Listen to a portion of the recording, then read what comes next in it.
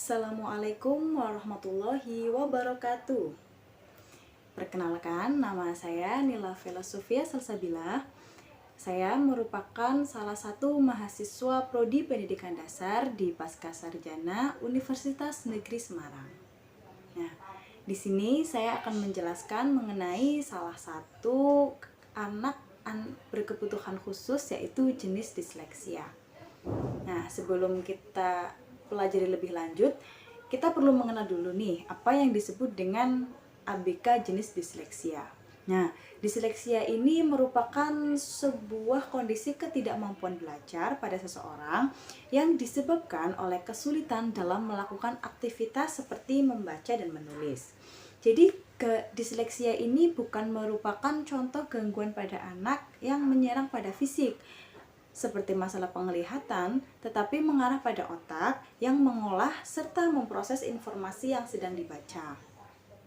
Nah, dari hasil identifikasi masalah yang telah dilakukan oleh saya sendiri, ditemukan di lapangan bahwasanya yang menjadi latar belakang seseorang dikategorikan sebagai anak ABK, yaitu yang pertama, mereka itu kesulitan untuk menangkap apa yang dikatakan oleh guru.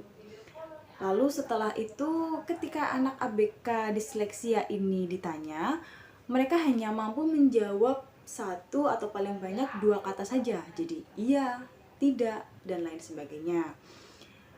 Serta cara menjawabnya pun itu tidak jelas. Jadi mereka itu tidak bisa menjawab secara penuh.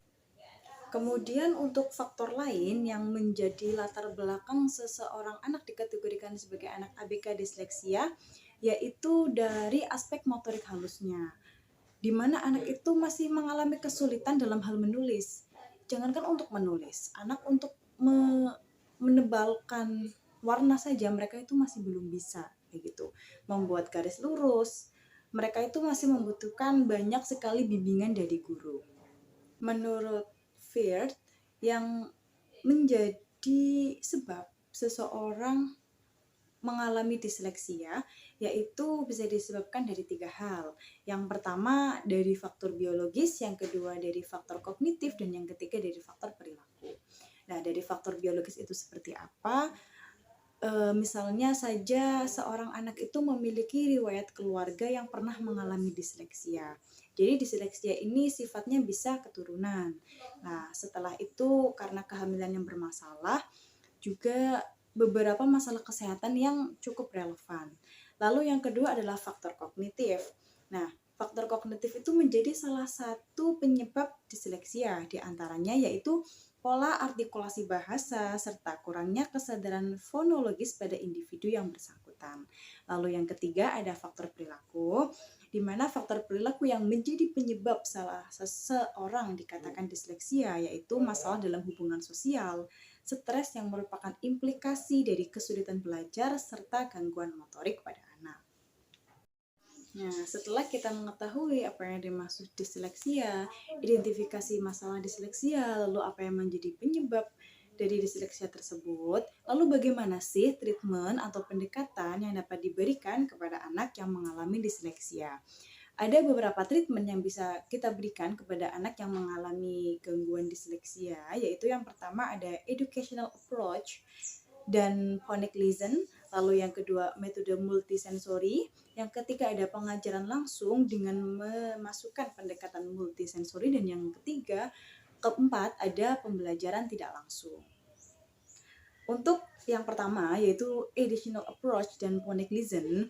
Jadi saat seorang guru atau orang tua itu mencurigai bahwa seorang anak mengidap disleksia, maka seharusnya pihak-pihak tersebut segera berkonsultasi ke klinik atau ke psikolog.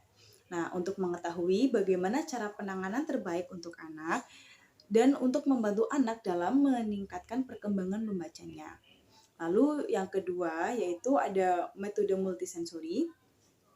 Melalui metode yang terintegrasi, anak akan diajarkan bagaimana mengeja tidak hanya berdasarkan apa yang didengarnya saja, lalu diucapkan kembali, melainkan pemanfaatan kemampuan memori visual atau penglihatan serta tactile atau sentuhan.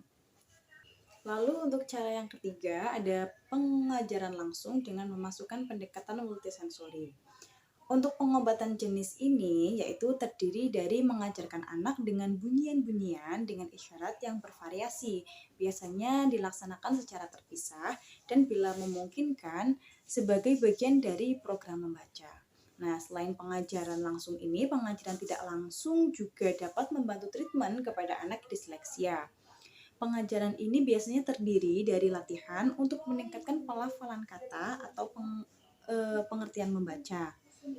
Anak-anak akan diajarkan bagaimana memproses suara-suara dengan menggabungkan suara-suara ke dalam bentuk kata-kata dengan pemisahan kata-kata ke dalam bagian-bagian tersendiri dan dengan mengenali letak suara pada kata. Lalu cara yang terakhir atau cara yang keempat yaitu pengobatan tidak langsung. Nah, untuk pengobatan jenis ini itu biasanya dilakukan dengan pemanfaatan lensa yang diwarnai yang membuat kata-kata dan huruf-huruf bisa dibaca dengan lebih mudah. Nah, latihan gerakan mata atau latihan penglihatan perspektual.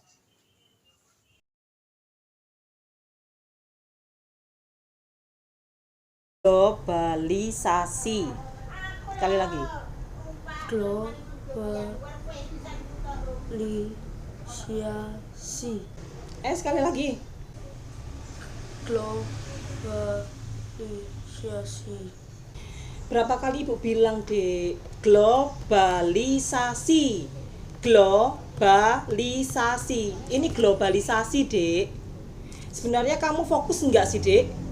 Ibu sudah capek tiap hari kayak gini, kamu nggak bisa-bisa. Tidak ada hari yang spesial bagiku. Setiap kali berangkat ke sekolah selalu membosankan. Karena berapa kali dan seberapa keras aku berusaha, semua nggak ada gunanya.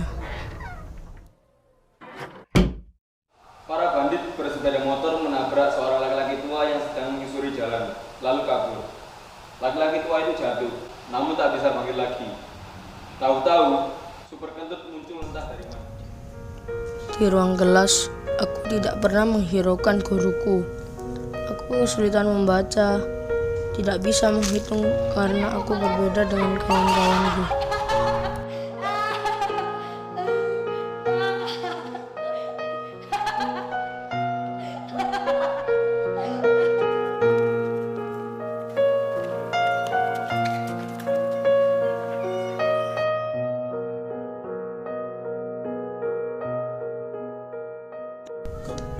Kadang-kadang aku kesulitan menemukan jalan pulang.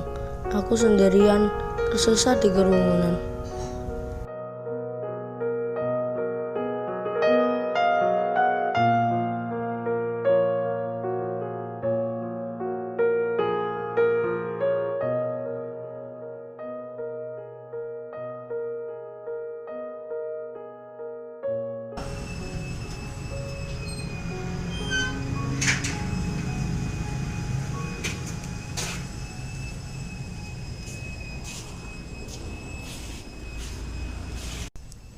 Assalamualaikum.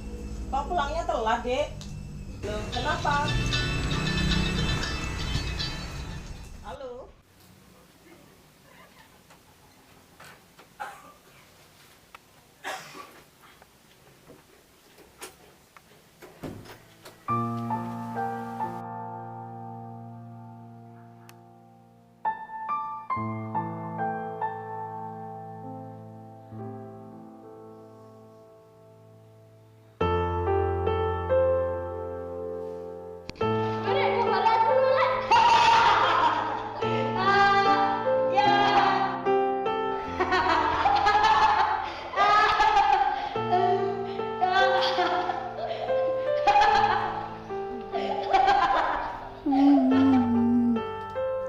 Halo, iya. Dengan wali murid Ibu Advan? Oh iya Bu, perkenalkan. Saya wali kelas anak Ibu Advan. Begini Bu, saya ingin menyampaikan aktivitas Advan, putra Ibu di sekolah. Oh, begitu. Bagaimana perkembangan anak saya di sekolah, Bu? Maaf Bu, untuk perkembangan belajarnya saya harus menyampaikan bahwa nilai putra Ibu akhir-akhir ini selalu di bawah rata-rata Bu.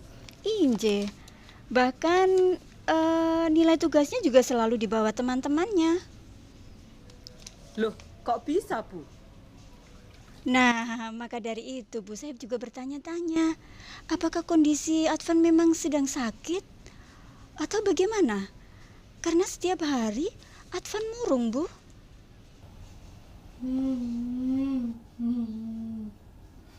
Halo? Ibu? Halo? Ibu Amalia? Loh. Kenapa kok nangis, Dek? Kenapa? Aku bodoh, Bu. Aku nggak bisa nulis, nggak bisa baca, nggak bisa hitung. Aku diketawain teman-temanku terus, Bu. Aku nggak mau sekolah.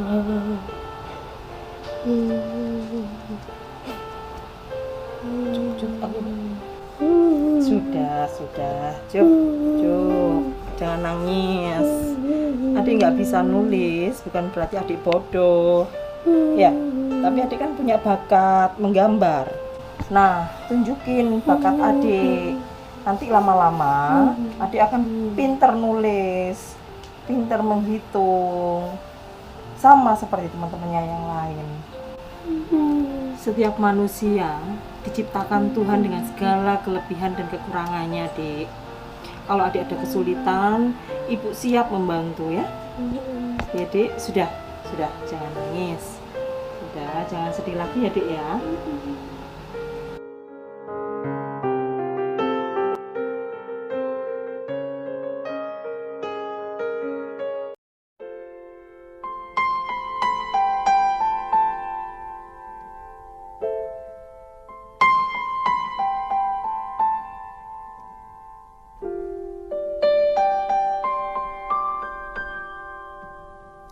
Ku buka album biru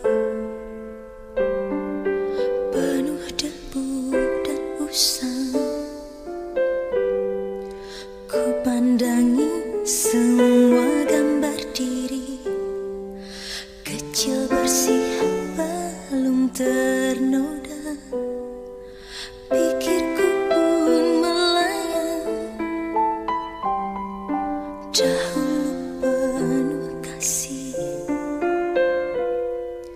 Teringat semua cerita orang tentang riwayatku.